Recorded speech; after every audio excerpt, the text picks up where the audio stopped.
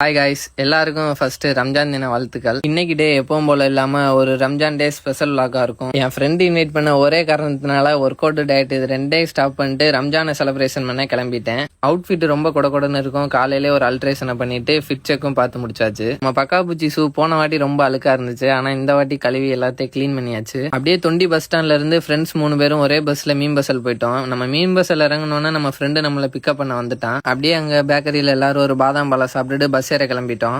Bus டைமிங்க்கு இல்லாதனால friends 4 பேரும் ஒரே பைக்ல அட்ஜஸ்ட் பண்ணி போயிட்டோம். நீங்க தயவு செஞ்சு ஆனா இந்த மாதிரி போகாதீங்க. கொஞ்சம் டிராபிக் ரூல்ஸை மதிச்சு நடங்க. உங்க ஊருக்குள்ள என்ட்ரானோடனே ஒரு பாசிட்டிவ் வைப்ரேஷன் கிரியேட் ஆயிருச்சு.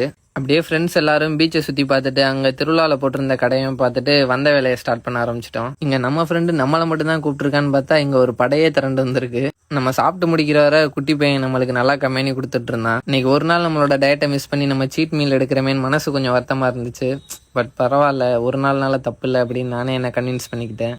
அப்படியே ஃப்ரெண்ட்ஸ் எல்லாரும் அங்கே கொஞ்சம் நேரம் டைம் ஸ்பெண்ட் பண்ணிட்டு அந்த ஊர் எல்லாத்தையும் நல்லா சுற்றி பார்த்துட்டு கிளம்பியாச்சு. உங்களோட ஃபிட்னஸ் லைஃப் ஸ்டைலில் என்னைக்காவது ஒரு நாள் இந்த மாதிரி சீட் பண்ணுறதுல பெருசாக ஒன்றும் தப்பு இல்லை. முடிஞ்ச அளவு கன்சிஸ்டன்சியாக இருங்க. நாளைக்கு பார்க்கலாம்.